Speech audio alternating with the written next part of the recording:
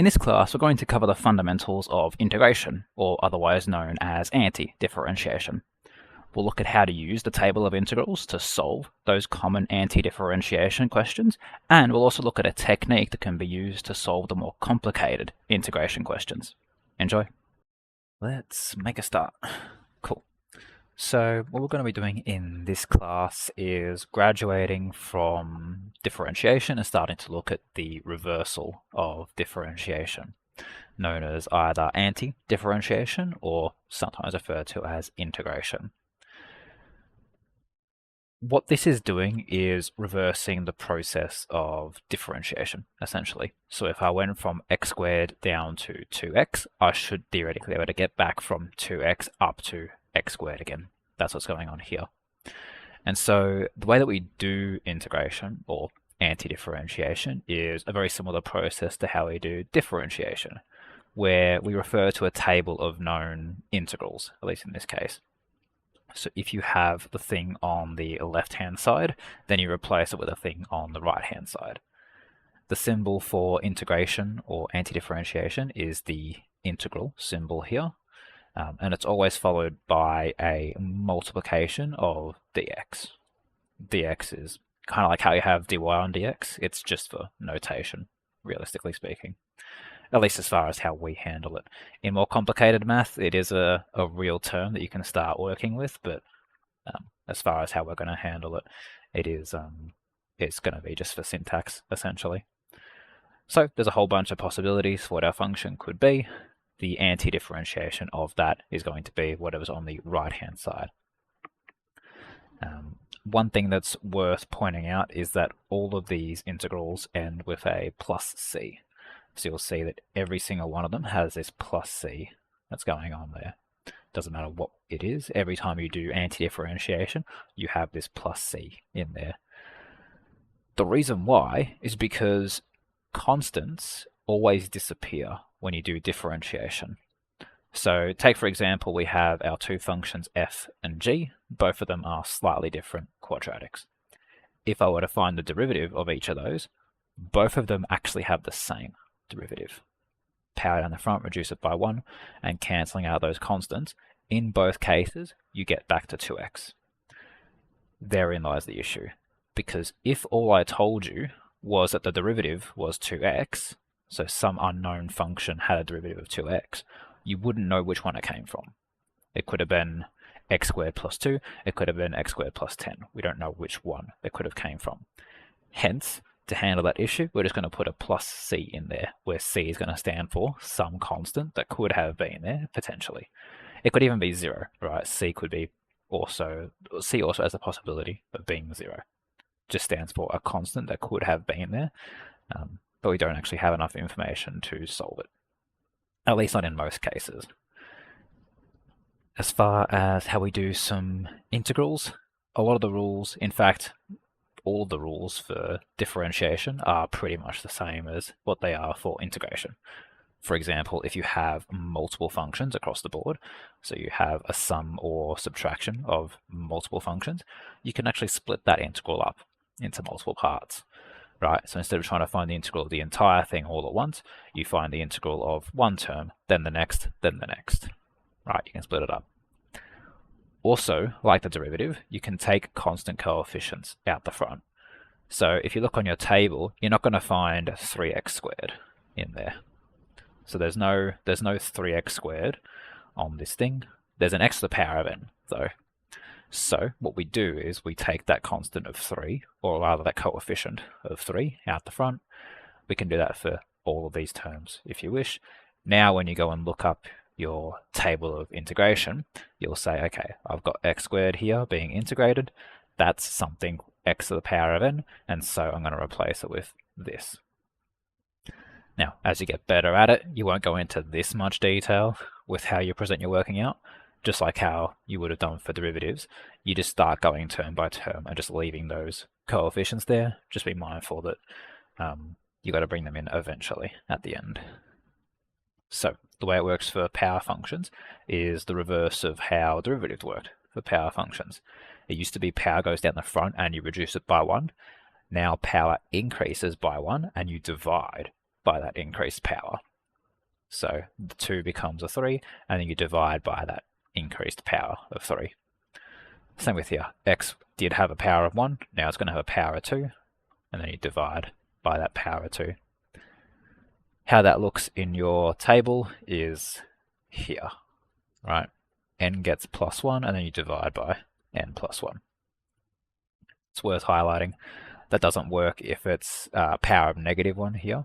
So if you had x to the power of negative 1, that has a slightly different anti-diff. That's that one there. And then, yeah, maybe one final thing to note there would be there's only ever going to be 1 plus c across the board. So it doesn't matter how many times you split up the integral, we only really care to have at least, well, only 1 plus c in the integral. The reason why is because it's not particularly useful information to have multiple different constants, because at the end of the day, we still just want it to be, this is the constant that could have been there for our function. What else? Yeah, okay, more detail than we would have actually done. Yeah, so again, as you get more and more experience with it, you won't go into this much detail. Anything to clarify? Let me know in the chat or hop off mute. Otherwise, I'll continue. Under some circumstances, you can actually solve for c. And that can only be done if you have additional information about your function, specifically the original function, y. So even though we were given dy and dx to start with, the information that we have that's additional needs to be about the function of y. The reason why is because the function of y is the thing that has a plus c. So we'll see what that means in a bit. If you want to solve for y and you have the derivative, first things first, that should be an indicator of doing the anti-derivative. You should be taking the integral of this. So we're going to wrap the whole thing in an integral and then do the anti-diff. So we have e to the 2x. So if you look at our table of integrals, that's this one here, where a was 2 and b was 1. That's why we're going to have a 1 over 2 out the front here, and then everything else will be as it was with a plus c. So that's where this one came from here. And then x, again, power goes up by 1 and then divide by that raised power, which is why it's minus a half there. And then 1 plus c, again, as mentioned earlier. Now, from here, we have a function of y is equal to all of this. It's in terms of x, but it's also in terms of c. The fact that we're told the point 0.05 exists on this function means that we can replace our y with 5, our x's with zeros, and with that in mind, we'll be able to rearrange and solve for c. Now that we have c, we can just finally rewrite our equation with the version of c that we've solved for. Any questions about that? Let me know. That is the vast majority of what you'll be doing. This technically isn't methods. The reason why this is going to be in here is because there's a part on this table of integrals that doesn't actually appear on your formula sheet, and despite that, they still expect you to be able to solve the integral of it. And that's this little indent here that I've manually put in. So if I pull up a copy of the actual formula sheet that you'll get, it'll look like this. So you're going to have all of these integrals here. A lot of them have, ax plus b's in there. They have ax's. They have all sorts of stuff. But you'll notice once again, just like how the derivative didn't have it, the log doesn't actually have, or doesn't show you how to handle what happens if you have a linear in there. It's not good, because they absolutely do expect you to do the anti-diff of ax plus b, but for whatever reason they didn't put it in there. I've shown you the shortcut for it, which is just divide by a, right? Just make sure you divide by a out the front. So you've got the shortcut for this, but as a point of, I guess, safety, I'll show you how to handle, or at least where all of these came from, as far as how you handle when there's a linear inside of it. You'll now have a reliable method of being able to do it no matter what kind of nonsense they throw at you. because they've definitely done this before. I don't know if they'll accidentally do anything else. So with that in mind, this is effectively the chain rule, but for integration. So whenever you have a composite function, you would use this version of integration. A lot of the steps are we already used to in chain rule, which is define your inner as another function, find the derivative of the inner of that function, plug in, then find the derivatives and then just sort of plug them together, right? A lot of that is similar. What's slightly different is this step in the middle here, which is we're going to do a bit of rearranging to make it all work. So we'll see an example. Let's see. So for this one here, right, we've got a linear inside of a power function. This is a composite function, hence we're going to be using integration by substitution, or the chain rule for integration. So first step is, as you've always been familiar with, take the inner, label it as what you want, well, label it as u, and then ax plus b, and then rewrite the function purely in terms of u. The challenge after finding the derivative is that we still want to rewrite this integral purely in terms of u. Now, we've got the function down, right? We've got u to the power of n in this spot now, but we still have this dot dx in there. This is where it stops becoming syntax and starts becoming an actual term that you have to worry about. It's very rare to show up, but the way we handle that is with this derivative that we've just solved. So this we're going to treat as a fraction. We want to write this purely in terms of x, hence we're going to rearrange this equation until we get dx on its own. The reason why is because now if this is dx and this is dx, then I can replace this with dx. And so instead of having the integral that we had from before, we have this in terms of u, which is that, u to the power of n, and we have this in terms of u as well, which is that part. So we've just taken these in two separate sections, essentially, and got everything in terms of u. From there, nothing's too crazy at this point now, so you rearrange your integral as you see fit. This is just a power function, so you raise that power by 1 and divide by that raised power. Everything else is as you would expect. All you got to do at the end is now replace u with what it actually was, which is the ax plus b. Unlikely you'll have to use this, but it's worth at least keeping in the back of your mind just in case they give you some crazy integral that isn't otherwise on the formula sheet. I've seen this at least like 3 separate times where this formula sheet has been lacking in the sense that you'll need to be able to either have this up the top memorized or have that procedure memorized for use of all functions. I know you've recently joined, Sanjay. We'll see if you can hang in here.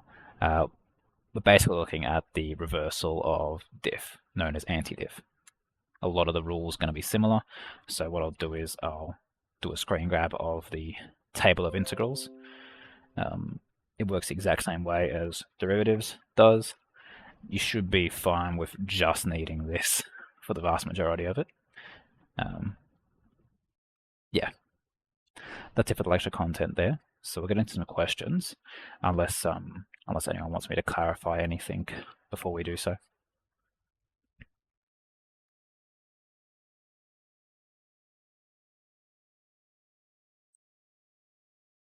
Okay.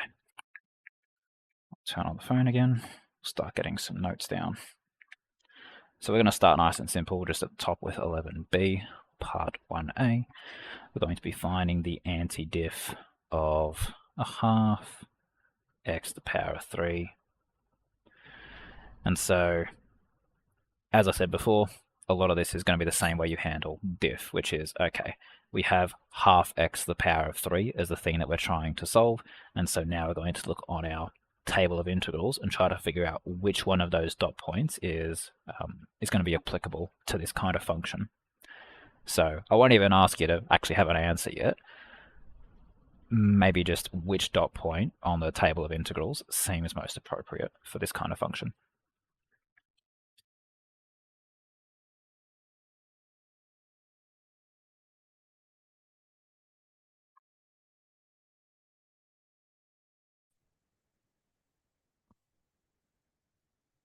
Your text box is lighting up, but I didn't actually hear what you said. Is it the second dot point? Yeah, second dot point. Yeah, precisely. So now comes the slightly harder trick, which is how to actually do what that says. What does this now look like?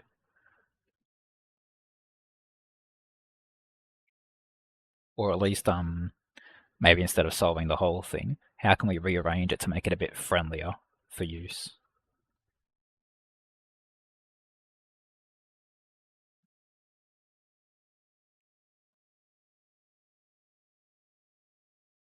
Okay, so first we would want to do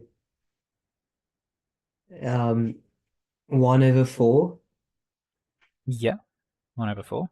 times x to the power of 4 Yeah, sounds good so far. plus c, which we don't know, Yep. and that's it, because n isn't equal to -1. Yeah. So a lot of that's good. So you found the antidiff of that part there. That's given us all of this. That coefficient of a half, though, how does that factor in? I'm not sure. Hmm. Don't you like times the half with the equation you found? Absolutely. Yeah.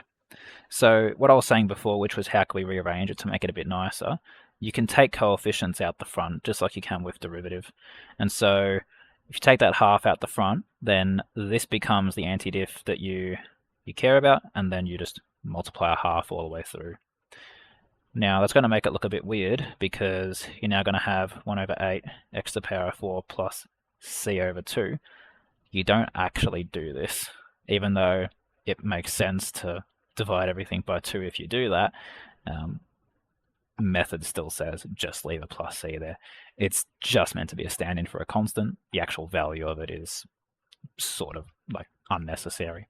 So we treat it as if it just exists at the back of the equation forever, doesn't actually get involved in any of the math. But otherwise, yeah, that's perfectly fine there. Cool. We'll do at least one more like that.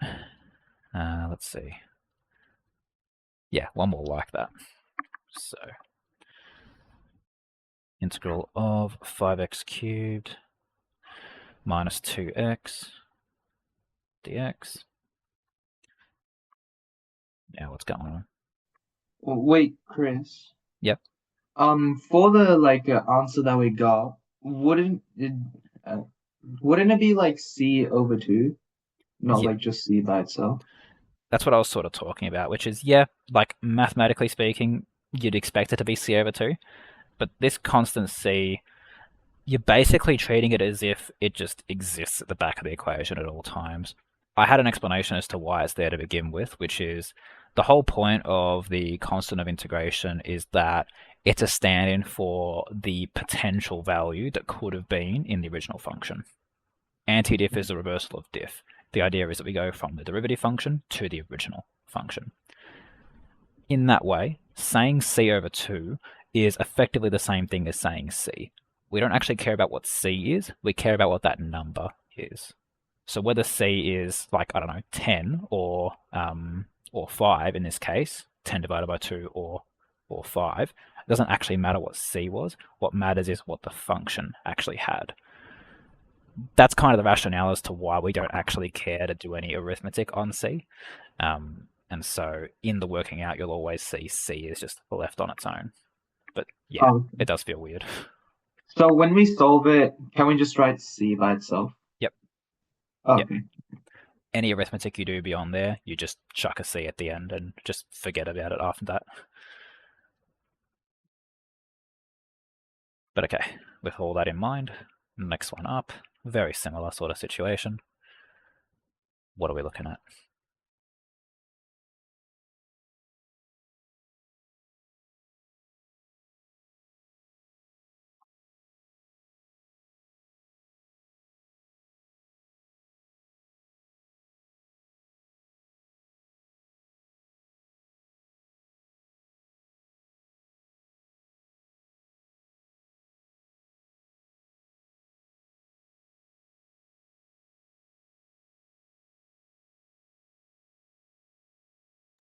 Okay, so are we still using the second dot point? We are still using the second dot point, correct. This is a series of power functions. Even if it's just 2x there, it's implied at 2x to the power of 1.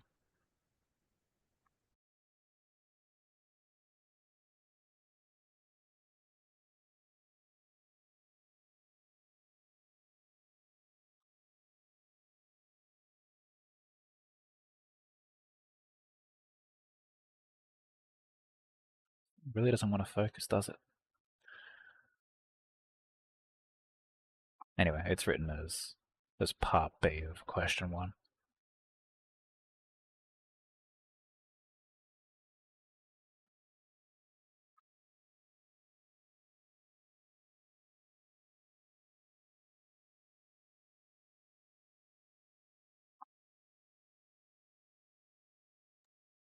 Do we start with 1 over 4 times x to the power of 4? Yeah, so that'll be part of it. And then we just add c, Yep. but we bracket that like term, those two terms, and then put 5 outside. We'll ignore the C because, as I said, we can kind of just sort of let that do its own thing. Yeah, but like, okay, let me re-say that. Like, we multiply the 1 over 4 with 5, Yeah, correct. That'll be good. and you get 5 over 4 times x to the power of 4 plus c. Yeah, for the first term, that'll be part of it. We've also got to handle this minus 2x in there as well. Yeah.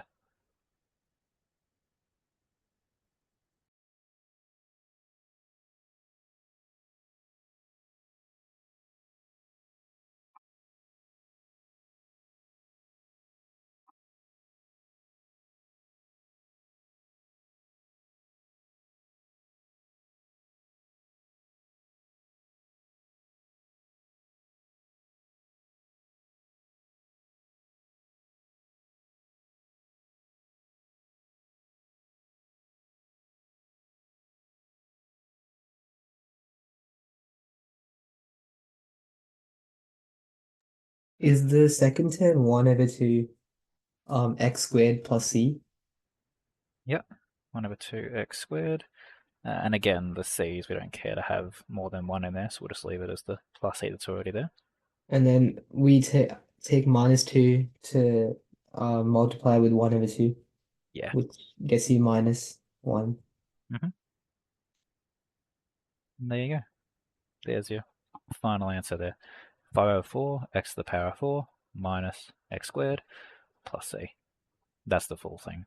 So the two rules are only have 1 plus c and just let it be its own thing at the end of the equation. That's pretty much it as far as fundamentals like that go. We can do a few more if you would like to practice the arithmetic on those, but probably at this stage be worth talking about the nuances, namely part D. Part D there is quite nuanced in the sense that we can't quite do a whole lot with it immediately. So we're going to have 2 minus z, 3z plus 1, z. Have a think about what's potentially an issue there.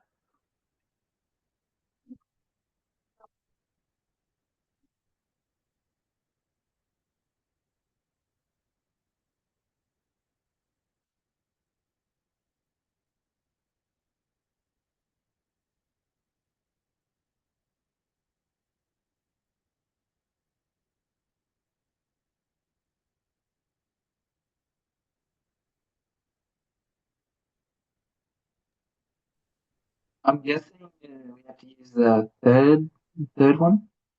Third one? Okay, yeah. Third dot point. Where did it go? Yeah, so third dot point will be. I see why you think that, because you have bracketed terms. Um, yes and no, in the sense that yes, you can identify that there's bracketed terms in there, but because there's multiple bracketed terms that are multiplied together, that doesn't quite like spark a match. It's kind of like if I had from derivatives, d on dx, if I had to do x squared sine x, right? Mm. Under those circumstances, there is no match there, even though each individual part is a match. So that one there, the x squared sine x, we kind of didn't have much choice. However, I'll do a one that we could have handled, which would have been like 2x bracket x plus 3. What did we have to do before product rule when we had this?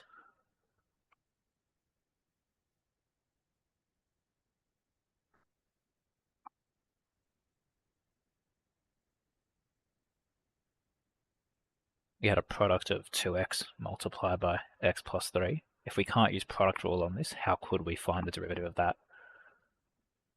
You have to use chain rule. Uh, not chain rule for this one because it is a product of two terms.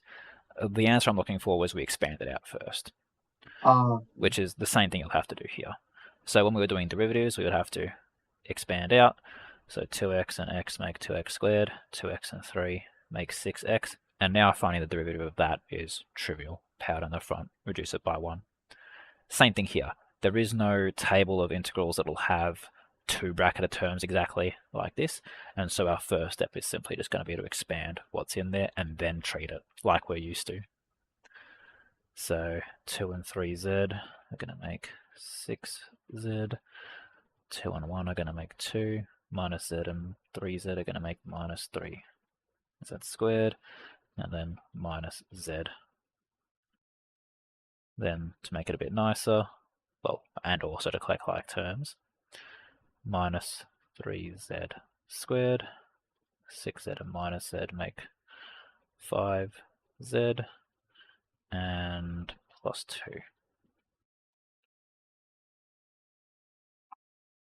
Cool. Now that we have that string of functions, it's effectively the same as if you had this one here. You've now got a third term to worry about, which is slightly new, but not really. That plus 2 there. So we'll see how we go.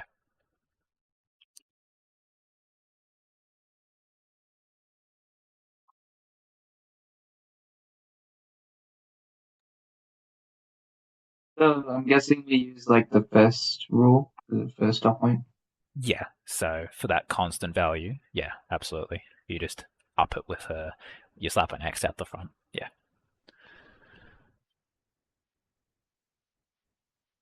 But yeah, we will finish the rest of the actual arithmetic on this. So once you've figured that out, what is the antiderivative of this whole thing? Or even if we do it part by part.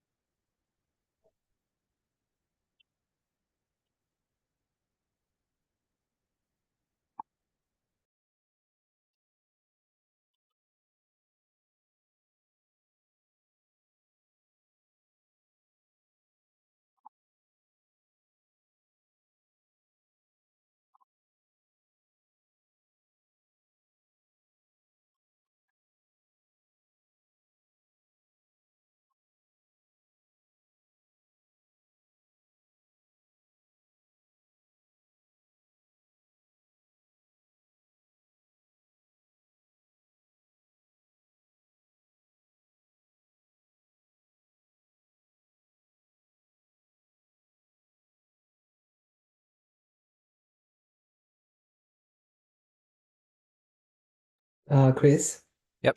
is it minus z to the power of 3 plus 5 Yep. over 2z squared plus 2x plus c? I missed after minus z power 3. Plus 5 over 2z squared Yep. plus 2x. Pretty close. Plus 2z. But yeah. Oh, so 2z, my bad, and plus c. Yeah, and plus c. Yeah, that's all good. So in all those circumstances, all the powers were raised up by 1, including this z to the power of 0. That comes as z to the power of 1. And you're just dividing through by those raised powers. This one here was a divide by 3, so 3 divided by negative 3, sorry, other way around, gives you the negative 1. And then obviously this one now divided by 2, and this one just, increment. Cool. All right, that's that. Next up.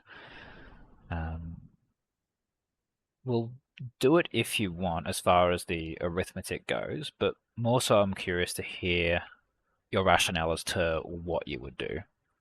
So we'll do question 2, which is find y in terms of x if dy on dx is the 1 over x cubed. So I'll write that out. We have dy on dx equals 1 on x cubed, and we want to find y. That's our directive. This is more of an understanding question. What is it asking us to actually do?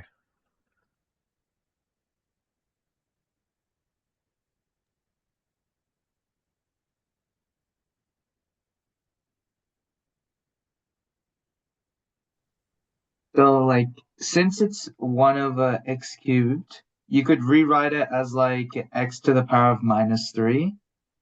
And that way it just makes it easier to like, anti-differentiate.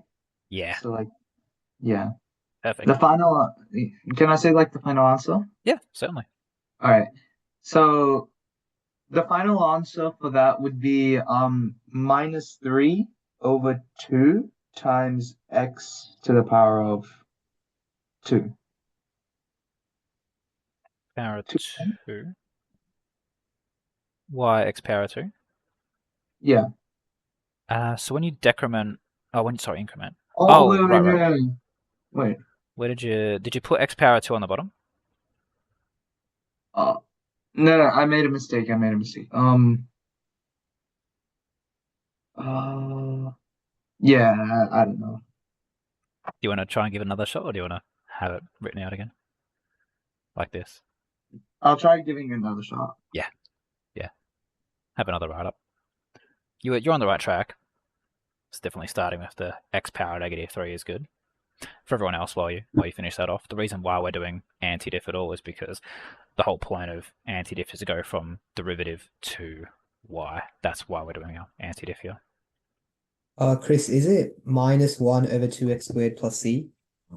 Minus 1 over 2 x squared plus c. Sounds good to me. So you raise that power by 1 to get negative 2, and then you divide by that power. Yeah, yeah, that all checks out. Yeah. So that would be, if you don't use any negative indexes at all, I would personally go through and leave it as a negative index first and then rearrange. You probably did that in your own writing, but just for everyone else, I wouldn't go from here straight to here because there's a lot going on there as far as the simplification. So I'd go, you would even spell it out, right? Plus 1, and then 1 over minus 3 plus 1, and then from there 1 over minus 2, or minus a half like you had, x to the power of minus 2, and then from there you can put it back in there. Obviously, if you're confident, go from 1 to 1 to 1, but for everyone else who's still learning it, it would be maybe better off to even spell it out a bit more. But yeah, that's perfectly fine there. Cool. That'll be the same as, well, actually, we'll talk about b at the very least. So b, similar idea. We have dy on dx, and we're trying to get to y, but this time we have a root to deal with. 4 times the third root of x.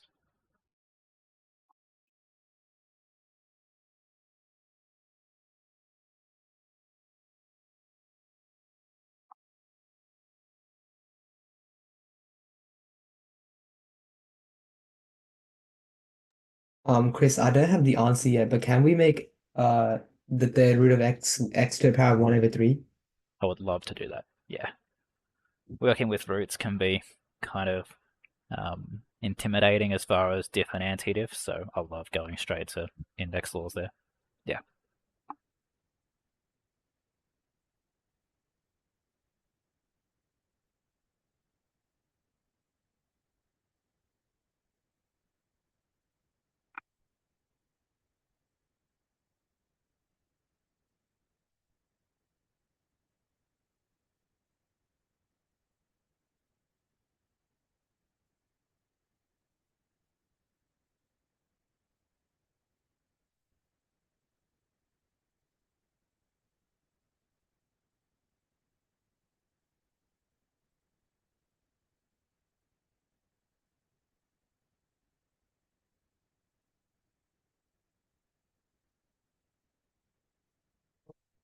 Chris, is it 3 over 4 times x to the power of 4 over 3 plus c? Yeah, before. If it is, it's not fully simplified. I kind of got lost with a lot of those. So say that again. Wait, hold on, no, I haven't distributed 4 yet. Give me a Oh, second. okay. Yeah, if you haven't Uh, distributed 4, you probably got it right then. 3x. Wait, so 3 times x to the power of 4 over 3. Yeah, precisely. Yeah, that is the fully simplified answer. Obviously, you put a plus c in there. It's a super easy thing to, to leave off this plus c. So while you're learning it for the first time, make sure. I know you guys are good at doing it already, but like this, everyone forgets all the time after they get used to this. That is final answer. As far as how we get there, again, it's just going to be the whole power raised by 1 and divided by that raised power.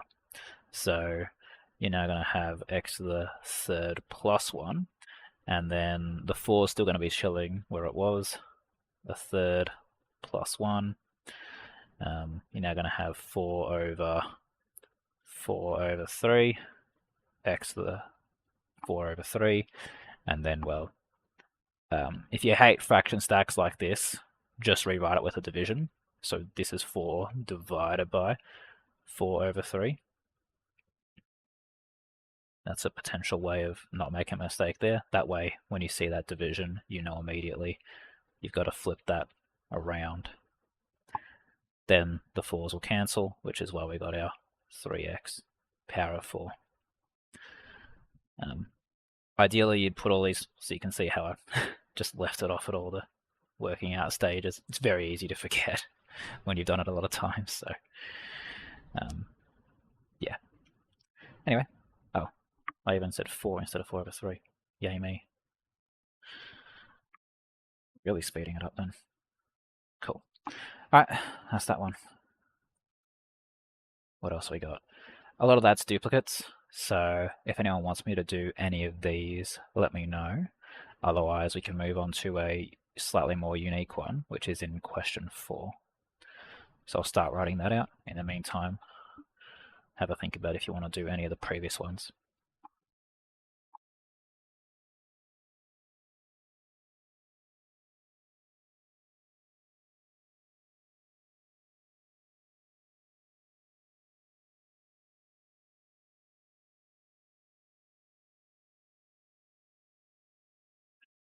Okay, so here's the new question, which is we have our derivative term, but we're also told y equals 1 when x equals 1.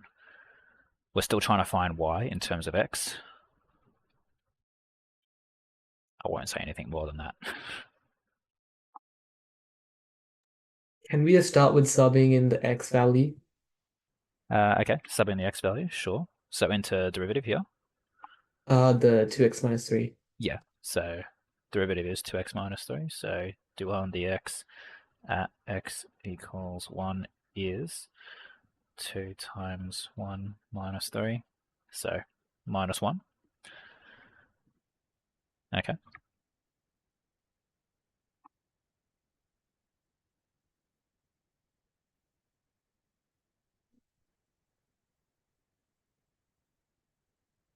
And wait, hold on.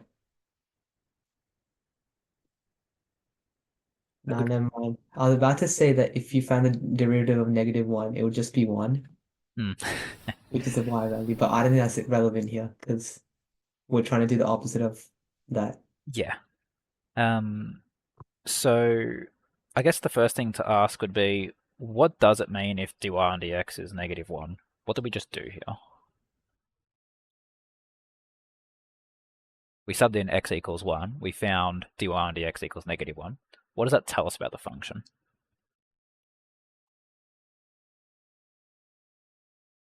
The original function, I should say. That like it has like a negative slope. Yeah, yeah, correct. It has a slope of -1 at specifically x equals 1. So we have that information. In this case, it's not super relevant for the question we're trying to do. So when we have to find y in terms of x, it's basically saying get back to the function y from dy on dx. This additional information here will be useful eventually, but not right now. So for now, we're going to treat it like we've done previously, which is just anti-diff, what we already have. So we have anti-diff of 2x minus 3 dx. That's going to get us something with y equals some quadratic in this case. So what does that actually get us? Anti-diff of this.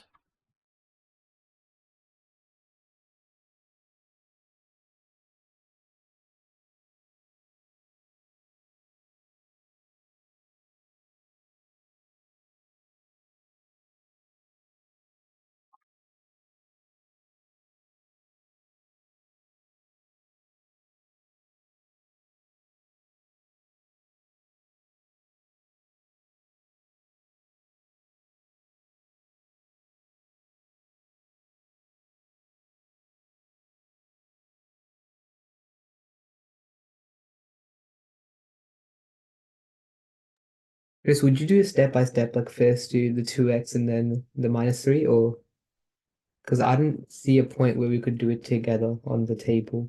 Yeah, correct. So you'll do it step by step. You're right. Yeah. So would that just mean 1 over 2 times x squared Mhm. plus c? And then you take the 2 out, which when distributed just means x squared plus c. Yep. And then minus 3 is just minus 3x plus c, but then the c stays the same. So we just get x squared minus 3 x plus c. Yeah. There you go. Very good. Yeah, x squared minus 3x plus c. So that becomes our y in terms of x. So if you look back at like the book, how it was worded, you'll see question 2 was find y in terms of x. Question 4, find y in terms of x. Same wording, so same thing that you want to do. The question now becomes, why did they give us this point? What's the whole point of having y equals 1, x equals 1? They want us to try finding like the value of c. Yeah, precisely. So even if you did have a whole bunch of c's in here, or c divided by 2's times 4's, whatever's, it doesn't matter because it's going to condense down to one constant anyway. But yeah, if you sub in your y equals 1, x equals 1, you're going to get your value of c. 1 equals 1 squared minus 3 times 1 plus c. 1 equals 1 minus 3, so minus 2. 3 equals c. And so with that in mind, our y is now equal to x squared minus 3x plus 3. So no more c involved. If we have additional information about our original function, it's highly likely you'll be able to get a value for c.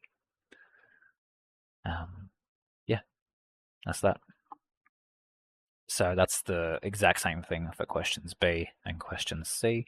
If you want to practice any more of how those work, let me know. Even for question 5. Question 5, again, we're dealing with products or divisions of multiple terms. We've seen that the way you handle that is to expand all the way out. So that's going to require you to understand your index laws pretty well. So if you want to practice those, let me know. Otherwise, the only thing left that's slightly unique would be question 8. So we'll start writing question 8 out, unless anyone wants me to do anything else. Maybe could we do like question 5b or like Yep. one of those questions from question 5? Yeah, certainly. Right. Okay, 5b. So we've got to do the integral of 3z power of 4 plus 2z over z cubed. Yeah. Pro tip, by the way, if you're like me and your 2's look like z's, I found doing a stroke through the z's makes it a lot more easier to tell which one's which. I learned to do this in uni, so I didn't keep messing up my notes. But okay, so as I mentioned at the beginning, it was when you have like multiplications or divisions going on in there, the derivative approach would be to use either like a quotient rule or a product rule. There just is no, well, at least for methods curriculum, there is no such thing for for integration. We can't rely on that. So our next best bet is to rearrange it into a way where we can start working with it. What might we do, given that being the case? Would we convert z to the power 3 to z to the power negative 3? Sure, we can do that. 3z power of 4 plus 2z, and then all of that is multiplied by z negative 3. Cool. What from here?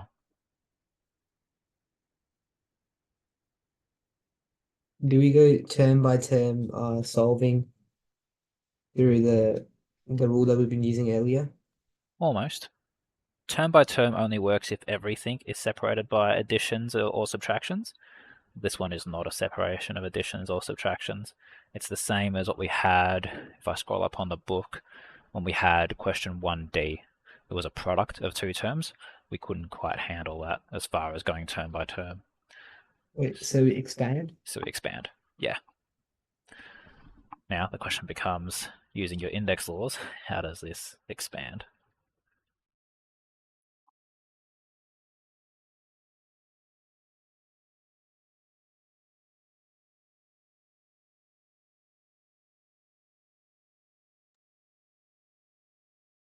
So it would be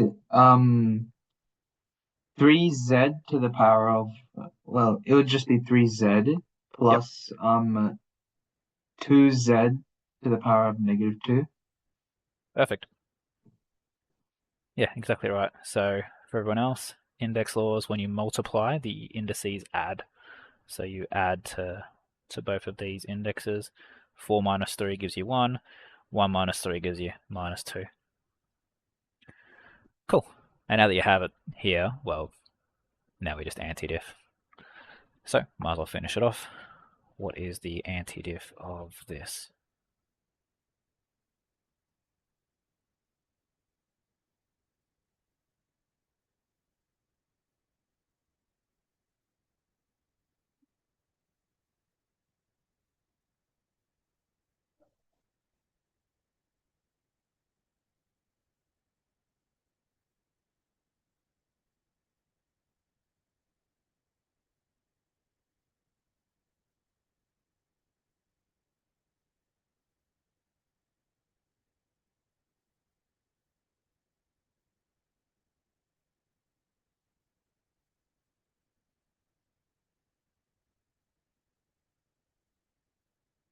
Is it 3 over 2 z squared minus 2 over z plus c? Minus 2 over z plus c. Let me double check. 3 over 2 z squared minus 2 over z. Yep, that's all good. Oh. Nice. So again, yeah, same thing as before. Power went up by 1 to 2 divided by 2. Power went up to negative 1, and so you divide your 2 by negative 1, and then all he's done there was put z in the denominator as opposed to have it as a negative index. If anyone needs to see that in any more detail, let me know. Otherwise, that'll be that one.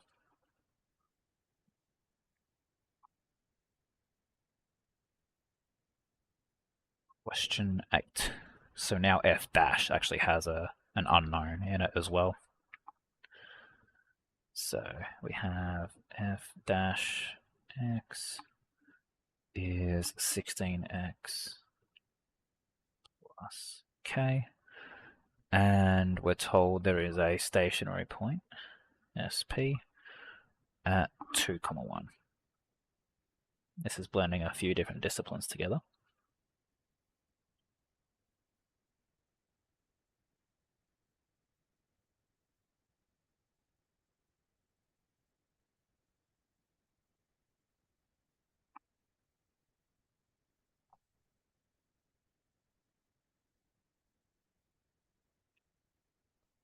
So, like, since the x coordinate for the stationary point is 2, so you sub, like, x as 2 in the derivative equation, and you equate the derivative to, like, 0, and then you can solve for k. That's absolutely correct, yeah. For everyone else, why do you equate it to 0? What was the idea there?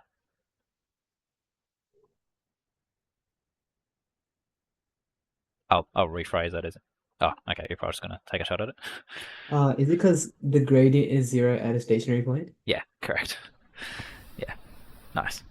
So 16 by 2, 32. So k is gonna be negative 32 there. Nice. So our f dash of x is actually 16x minus 32. Nice. Okay, we have all that now. What's left to do? It does say find the value of f of x when x equals 7. Yeah, we'll even go all the way and just flat out answer B.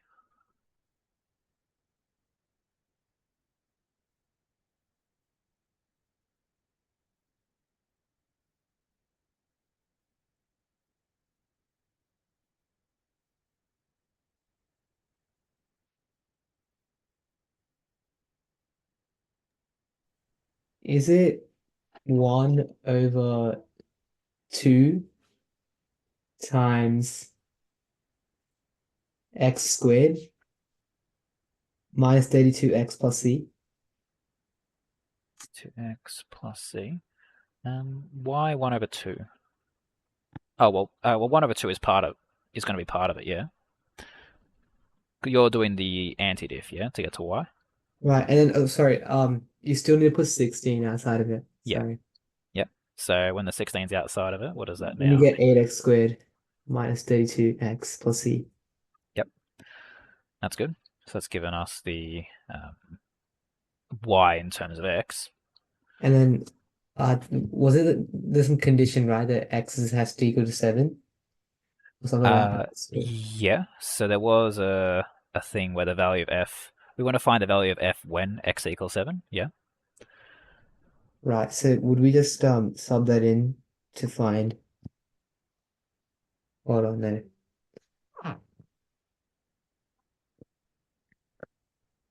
To find c, um,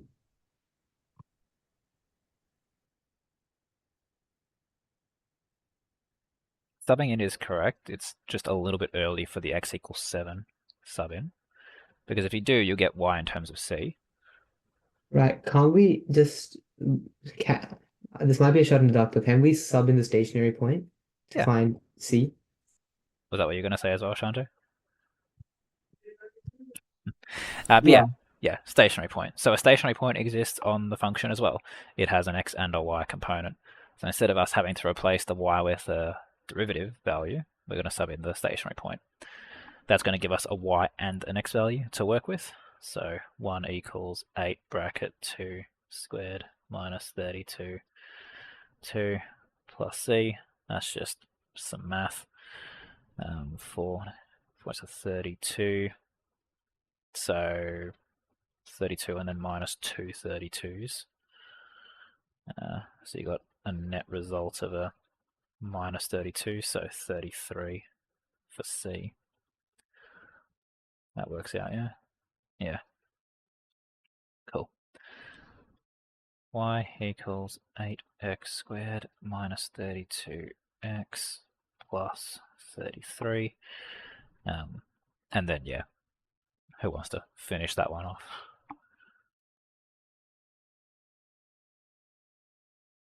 I mean, do you want to see me do a lot of math with big numbers, or are we just going to leave it at sub x equals 7 and that's what you do? Up to you.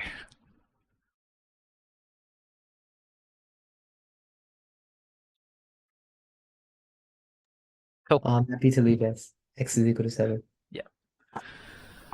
Awesome. So yeah, as long as you guys are happy with your arithmetic for that, yeah, that's that.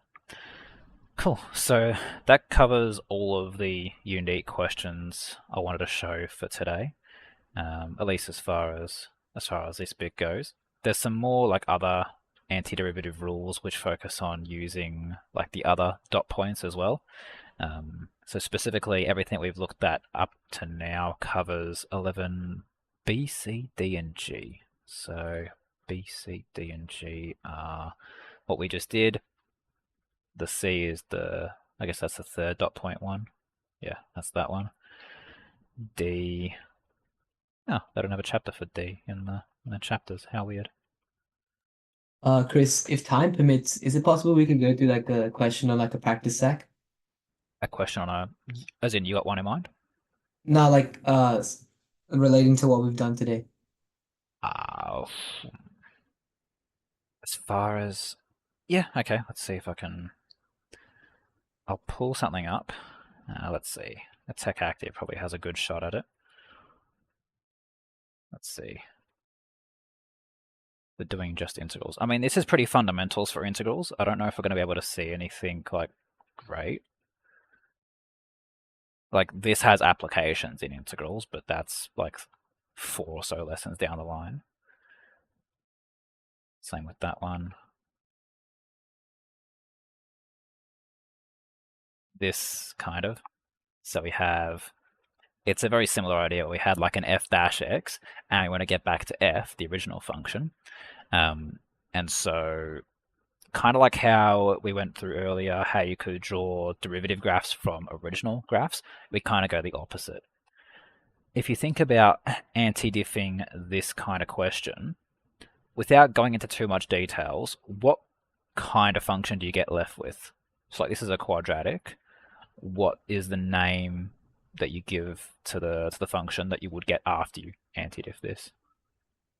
Cubic. Yeah, cubic. So we're looking at a power of 3 type function. So already that cuts out like the vast majority of these, right? In fact, it cuts out that entire left-hand side.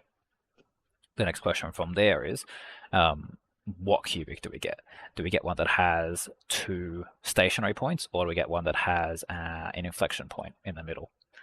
That you'll have to, yeah. I mean, you might be able to see it just by looking at this if you're real good at it. But you'd have to actually anti-diff this to figure out which of those would be most appropriate.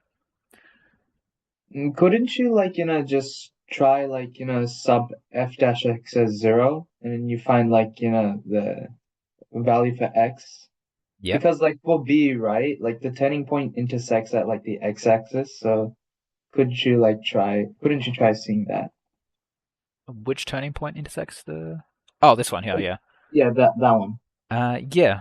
So, as in, are you saying to test this x value here? Find out what x value it gets and then see whether it aligns with that, Yeah. and then Okay. you could check. Yeah. That's good. So basically, you'd be solving for where derivative equals 0, and then as long as, well, if this gets 2 solutions, obviously this one. If it gets 1 solution, it'll be this one. Yeah. And you can kind of imagine like it's quadratic, it equals 0. It's going to have 2 solutions there. So yeah, it is going to be this one. You actually almost said another thing that works, which is the crossover here, x equals 0, and so if you sub in x equals 0 into derivative, it gives you -4, and then the question becomes which of these has a slope that's going to be roughly -4 at that spot, and that's also going to be b. So a fair few ways you could do it. Yeah, absolutely. You could anti-diff and then look. You could do derivative equals 0 and then just see which ones would line up, or you could even check the f dash being 0, or yeah, the x being 0, and see what slope would line up. Yeah, it's a good little application for it that isn't too far removed from what we did. Nice. Yeah, that's about it. That's all we really have time for there. So I guess just to finish off what I was saying before about where to study these, it'll be 11B, it'll be 11C, it'll be 11D, and then G. What's G? Oh, for circular functions. So just a whole bunch of different antiderivatives to find. So if there's no further questions, that's where to do your further study. I'll stay behind for a little bit if there's anything to clarify. Otherwise, oh, I almost forget. I keep forgetting to ask. If you guys know people who would be like interested in these classes or could get benefit from them, feel free to let me know or let them join. I'm happy to help them. Now, you guys can enjoy the rest of your day. All right, thank you. No worries.